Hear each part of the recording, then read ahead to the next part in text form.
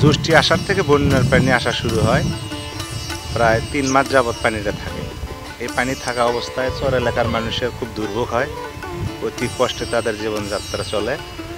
বিশেষ করে এই যোগাযোগ ভালো না থাকার কারণে তাদের অনেক সমস্যা হয়। যেমন বন্যার সময় চোর ডাকাতের আবির্ভাব বেশি হয়। ওই সময় যদি এই যে রাস্তাটা দেখছেন, এই রাস্তাটা 13-14 অর্থ বছরে ছিল, কিন্তু বন্যার বড় বন্যা হওয়ার কারণে রাস্তাটা ভেঙে যায়। ভেঙে যাওয়ার কারণে মানুষের যোগাযোগ বিচ্ছিন্ন হয়। আর এই রাস্তাটা যদি থাকতো তাহলে মানুষের যোগাযোগ গ্রাম টু গ্রাম থাকতো। তখন মানুষ এক গ্রাম থেকে আরেক গ্রাম যেতে পারতো। চোর ডাকাতে তখন একটা ভয় থাকতো। এই এলাকায় মানে সবার মধ্যে একটা আদান প্রদান থাকতো। ওইটা না থাকার কারণে, বিশেষ করে এই রাস্তার সাথে যে সামনে একটা ব্রিজ যদি থাকতো তাহলে এই চর এলাকার মানুষের মান অনেকটাই ভালো হতো। যেমন চর এলাকার যদিও লাভজনক ফসলগুলোই হয়, যেমন মরিচ, ভুট্টা, মিষ্টি আলু, গম, তারপর আরও ইত্যাদি ফসলাদি হয়। কিন্তু চরের মানুষ এই যোগাযোগের অভাবে উচিত মূল্য থেকে বঞ্চিত হয়। যদি যোগাযোগটা ভালো থাকতো, দেখা যেত যে অনেক সময় দূর দূরান্তর ব্যাপারীরা এই এলাকায় আসতো, এসে মাল ক্রয় করতো, কিংবা যারা গৃহস্থ বা কৃষক তারাও এই মালগুলো উপযুক্ত জায়গায় নিয়ে যায় বিক্রি করে 2টা টাকা বেশি পাইতো। বিশেষ করে যোগাযোগ না থাকার কারণে, ভালো রাস্তাঘাট আবার কিংবা এখানে একটা ব্রিজ না থাকার কারণে এই এলাকার ছেলে মেয়ের লেখাপড়ার খুবই সমস্যা। চর মোহনপুরে একটা শিক্ষা প্রতিষ্ঠান ছিল, প্রাইমারি স্কুল, সেটা নদীতে ভেঙে যাওয়ার কারণে প্রায় 3 মাইল দূরে পশ্চিমে নিয়ে গেছে। এই এলাকার প্রায় 7 থেকে 800 পরিবার, তাদের ছেলে মেয়ের লেখাপড়ার খুবই কষ্ট। কারণ ছোট ছোট বাচ্চা, এদেরকে 2-3 কিলো হেঁটে স্কুলে যাওয়া অনেক কঠিন। অনেক সময় অনেক ছেলে মেয়ে এলে লেখাপড়ার থেকে বঞ্চিত হচ্ছে দূর দূরান্তর কারণে।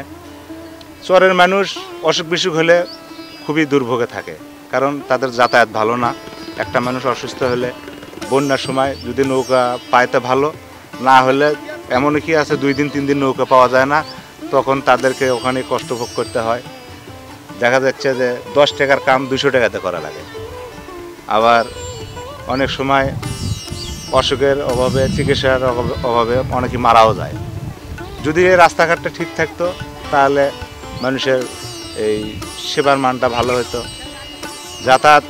যেখানে যাতায়াত ভালো সেখানে উন্নয়ন এমনিতে ঘটে। তো আমরা মনে করি সরকার এই চর এলাকার মানুষের জীবনমান যাত্রা দেখি খেয়াল রাখবেন, এবং এই এলাকার মানুষ যাতে সুষ্ঠুভাবে জীবনযাপন করতে পারে, এটা অত্যন্ত দরকার। সেই সাথে পার্শ্ববর্তী এলাকায় যে নদীটা আছে, এই নদীটা যদি শাসন করা যেত তাহলে এই যে দেখেছেন হাজার হাজার বিঘা যে জমিন ফসলাদি হচ্ছে, এগুলি তাহলে কায়েম হয়ে যেত। এগুলি আরও ভালো মানের আবাদ তর্জুত হতো, তাতে দেশেরই উন্নয়ন হতো। বিশেষ করে এই যে ফসলগুলো দেখতেছেন আপনার, এখন তো মরিচের দাম এবছর ভালো পাইছে, কিন্তু মরিচ অনেক জমি নষ্ট হয়ে গেছে চিকিৎসার অভাবে। এখানে কৃষক, চর এলাকার কৃষক, এটা তো ভালো জানে না, কারণ এখানে যারা কৃষি অফিসের লোকজন আছে তারা চর এলাকার মানুষের সাথে যোগাযোগ কম। যদি তারা বেশি বেশি আসতো, ভালো পরামর্শ দিত, তাহলে এই ফসলগুলো আরও অনেক ভালো হতো।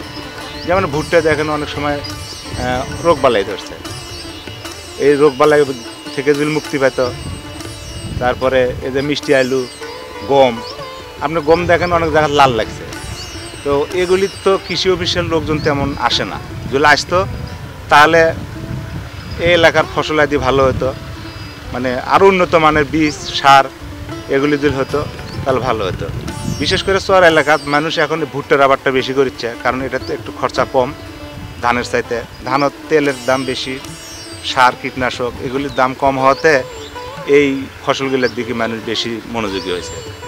তাতে যদি এই এলাকার কৃষি অফিসের লোকজন বেশি বেশি আসতো আর যোগাযোগটা ভালো হতো, তাহলেই চরের মানুষের জীবনযাত্রার মান বাড়তো।